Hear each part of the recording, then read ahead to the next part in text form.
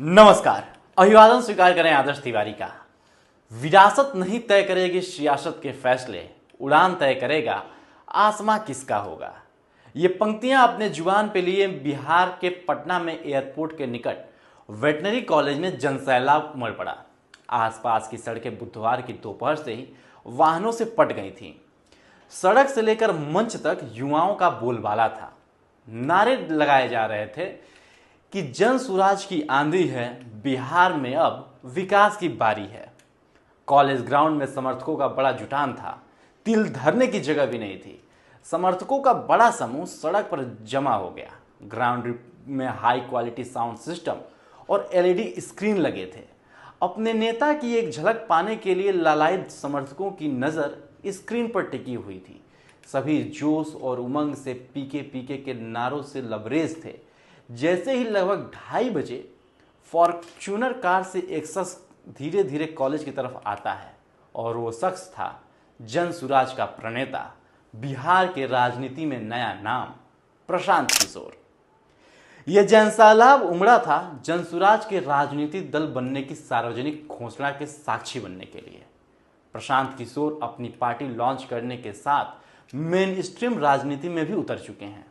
पीके ने अपने पूरे भाषण में बिहार की जनता के बीच वो मुद्दा उठाया जो शायद किसी नेता ने नहीं उठाया। उन्होंने दूसरे प्रदेशों में अपमानित होने और बिहार में जलालत की जिंदगी के कारणों को बताते हुए अभी तक के राजनीतिक व्यवस्था पर ताबड़तोड़ बरसे। नरेंद्र मोदी से लेकर नीतीश कुमार और लालू प्रसाद तक सबको लपेटे में लिया। दावा यह कि शिक्षा और रोजगार की उचित व्यवस्था करके वो बिहार को देश के शीर्ष 10 विकसित राज्यों की श्रेणी में ला खड़ा करेंगे।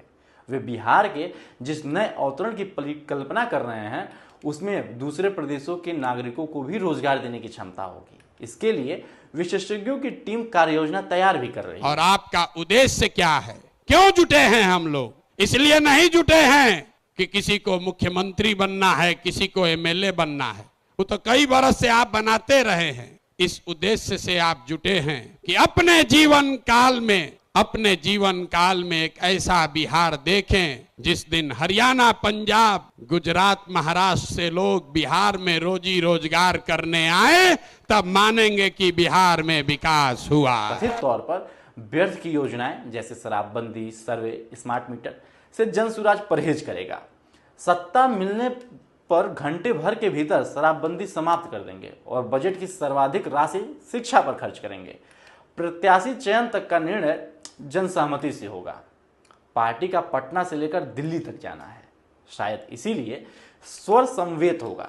झंडे पर बाबू के साथ बाबा साहेब भीमराव अंबेडकर का भी चित्र भी होना है, जो संविधान के प्रति समर्पण का संदेश देगा।